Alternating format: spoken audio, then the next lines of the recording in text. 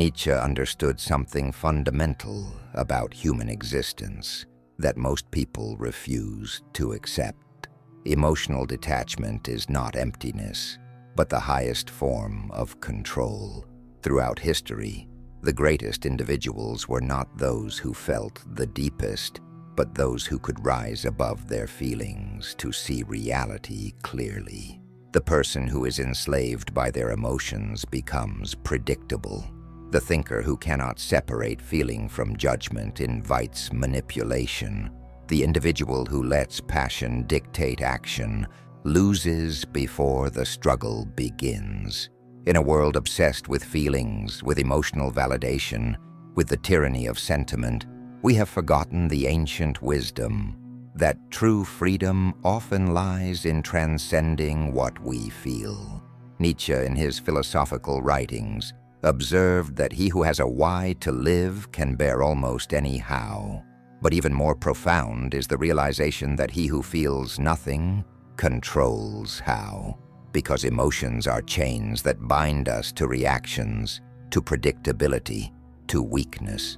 Those who master emotional detachment create an inner fortress of clarity, of rationality, that keeps the chaos of the world from disturbing their purpose. Feeling nothing is not the absence of humanity, but its most disciplined expression. It is not coldness, but calculated sovereignty. Most people are completely ruled by their emotions.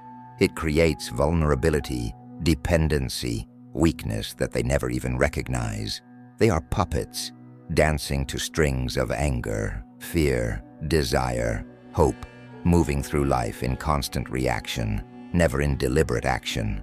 In their slavery to feeling, they become transparent, predictable, easy to manipulate, while the master of emotional detachment simply observes, untouched by the storms that devastate others, collecting clarity, gathering strength, learning exactly how to move through the world without being moved by it. In his revolutionary work, Beyond Good and Evil, written as a challenge to all comfortable thinking, Nietzsche advised those seeking true power to become cold as ice toward their own feelings. Because every emotion can become a prison, every attachment a future betrayal. Those who cannot detach from their feelings give others complete control over their state of mind, their decisions, their destiny. Philosophically, psychologically, strategically, the art of feeling nothing gives you clarity, while forcing others to drown in their own emotional chaos. In Thus Spoke Zarathustra, Nietzsche notes that the higher man rises above the passions that control ordinary people. This is the essence of strategic detachment. It is not merely suppressing emotion, but transcending the need for emotional validation, creating an inner state so complete that external circumstances cannot disturb it. Modern society has forgotten this ancient truth, celebrating emotional expression, emotional intelligence, emotional authenticity. They have created a cult of feeling, where people proudly display their wounds, their traumas, their sensitivities, without realizing they are advertising their weaknesses, while those who truly understand power feel only what serves their purpose. When it advances their position, when it connects them strategically, or when the detachment has done its work. Nietzsche writes that one must have chaos within oneself to give birth to a dancing star. Applied to emotional mastery, this means understanding that not every feeling deserves acknowledgement, not every emotion needs expression, not every internal state requires external validation. Those who react emotionally, without discipline, without strategy, without calculation, are like ships without rudders. They may occasionally reach shore through luck, but they will eventually be destroyed by those who navigate by reason, observe, and act only when success is assured. Emotional detachment creates power, and humans instinctively fear what they cannot affect emotionally. When someone remains unmoved by provocation, others automatically assume strength. They project invincibility, confidence, superiority onto the detached figure, while simultaneously revealing their own emotional fragility through reactive behavior. This psychological mechanism gives the emotionally detached strategist an immediate advantage before any conflict even begins. Nietzsche understood that those who can control their internal state control everything external. The one who cannot be emotionally manipulated always maintains the upper hand, while those who wear their hearts on their sleeves surrender their power without realizing it. In any confrontation, in any relationship, in any life situation, the party with greater emotional control holds the power to dictate reality. This is why detachment is not just tactically useful, but existentially essential. Emotional detachment also creates strategic advantage. The person who reacts emotionally often commits to positions that logic would reject, while the one who feels nothing can adapt their response to pure reason, can observe situations clearly, can identify the optimal course of action without the distortion of feeling. Nietzsche advised that nothing wastes so much as passion, and this applies doubly to decision-making.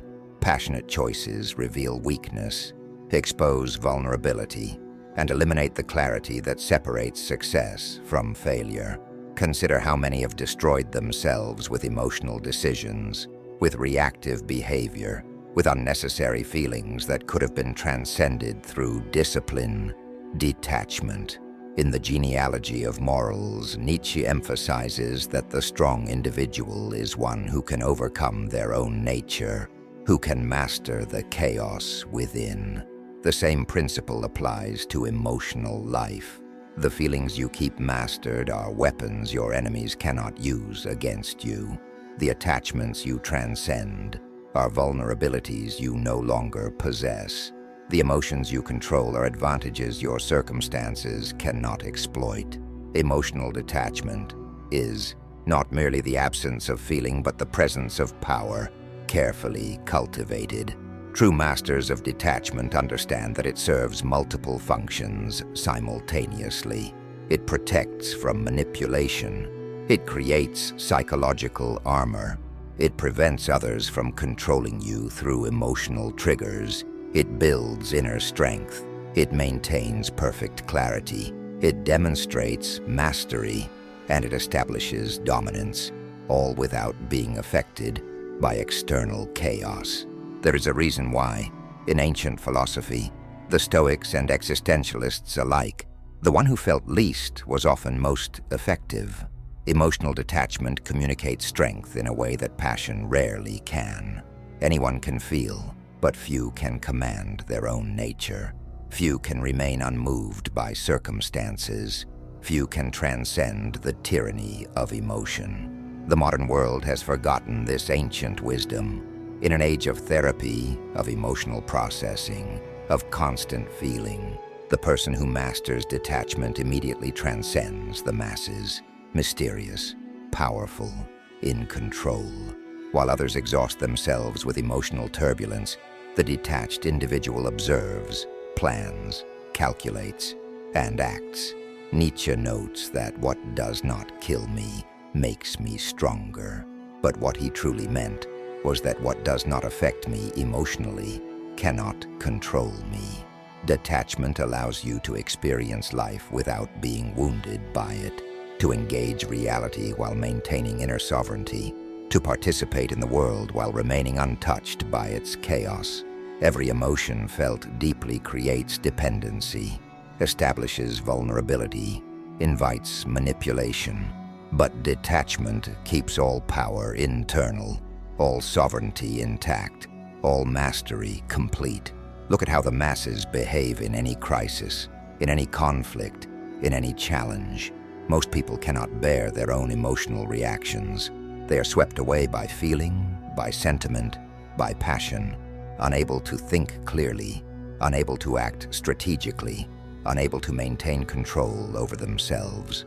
But the philosopher, the Nietzschean individual, values this chaos in others, knowing that emotional stability creates an insurmountable advantage, while emotional reactivity creates predictable weakness. In his writings, Nietzsche observes that the most successful individuals were those who could look into the abyss without the abyss looking back into them. Emotional detachment facilitates this transcendent approach, allowing one to engage reality without being consumed by it. Those who cannot control their feelings cannot control their lives. They become reactive, manipulable, transparent, while those who feel only with purpose, only strategically, only when detachment has served its function, maintain control over both their internal state and their external circumstances. Emotional detachment is not merely a defensive practice, it is an offensive weapon. It is not just about protecting your own peace, but about using your immunity to emotion to outlast, outthink, and outmaneuver those still enslaved by their feelings. The skilled practitioner of detachment observes emotional chaos in others, then remains unmoved, not rushing to react, but allowing their clarity to contrast sharply with others' confusion, until the emotional person exhausts themselves, reveals their desperation, exposes far more weakness than they ever intended. This technique has been used by the greatest leaders, strategists, and philosophers throughout history, all understanding intuitively what Nietzsche formalized in his philosophy: the power of emotional transcendence. There is another dimension to this practice that Nietzsche understood implicitly. Emotional detachment conveys superiority. Those who react only when strategically beneficial, who choose their emotional investments with care, who allow detachment to define their baseline state, are perceived as evolved, as enlightened, as operating on a higher plane. In contrast, those who react emotionally to everything without restraint, who display every feeling, who make themselves vulnerable through constant emotional expression, quickly find their power diminishing, becoming predictable, easily manipulated, and ultimately defeated. Nietzsche advised those seeking greatness to become hard, to develop an inner coldness that could withstand any external pressure. This principle applies equally to modern existence, where emotional manipulation has become the primary tool of control. Detachment also creates the space for clear thinking, for rational analysis, for understanding reality without the distortion of feeling. Nietzsche emphasized that anyone seeking truth must transcend their own bias, their own desires, their own emotions, silence the noise within to hear what is actually true. Detachment facilitates this clarity. When you are feeling, you cannot be thinking clearly. When you are reacting emotionally, you cannot be observing accurately. But when you are detached, your mind is fully engaged, processing reality without distortion, collecting the understanding that will later prove decisive. Most people never develop this capacity. They are too focused on validating their feelings, on processing their emotions, on demonstrating their humanity through constant emotional display, never realizing that with every feeling indulged, they diminish their power while revealing their fundamental weakness. Nietzsche notes that behind your thoughts and feelings, there stands a mighty ruler, an unknown sage whose name is self. This gap between the emotional surface and the sovereign self is widened through the strategic cultivation of detachment, which creates space for pure will to operate while emotional chaos consumes others. The detached individual becomes a force of nature, expressing pure intentionality, pure strategy, pure power, without the contamination of feeling. This is the essence of Nietzschean philosophy: control over oneself, mastery of internal chaos, transcendence through discipline. There is a rhythm to existence, a flow that Nietzsche understood intuitively. Knowing when to feel and when to remain detached is not merely about self-control, but about controlling the entire trajectory of your life, the quality of your decisions, the effectiveness of your actions, the realization of your will. those who master this balance, who understand when detachment serves them better than feeling, who recognize the precise moments when emotion will undermine rather than enhance, possess an advantage that transcends mere tactical consideration. It becomes existential superiority. Nietzsche warned that he who fights with monsters should look to it that he himself does not become a monster. This applies equally to emotional life. The first to react emotionally, the first to be affected, the first to lose composure, sets themselves up as weak, while those who wait, who remain detached, who maintain their sovereignty, gain the advantage of clarity, of calculation, of perfect response. The mind that reacts emotionally is like an open wound, easily infected, easily damaged, easily destroyed, while the mind that feels nothing remains invulnerable, a fortress that circumstances cannot breach. Detachment is strength made manifest. It is discipline perfected. It is will embodied.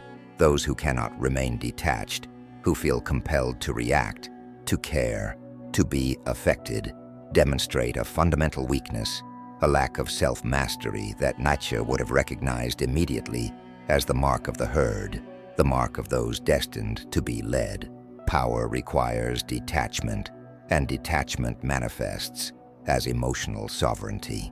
Even in relationships, where connection seems essential, detachment often proves more effective than vulnerability. The person who can remain emotionally independent, who can wait, who does not rush to attach, to need, to depend, nearly always maintains the upper hand. This is why evolved individuals train themselves to transcend emotional dependency, to use relationships strategically, to never allow another person to control their emotional state. Nietzsche understood that in life, in philosophy, in existence, the one who needs nothing holds all power. Detachment creates power in a way that emotion never can. It communicates self-sufficiency, mastery, transcendence, while emotional neediness betrays weakness, dependency, desperation. The true Nietzschean understands this intuitively, feels only when feeling serves a specific purpose, and allows detachment to do the heavier work of establishing sovereignty. In a world of emotional chaos, the detached figure commands respect. In a culture of feeling, the unmoved individual holds power. In an age of sensitivity, the disciplined practitioner of emotional transcendence wins every time. And now, after everything we've discussed, ask yourself honestly, do you feel too much? Do you allow emotions to control your decisions? Do you react out of weakness?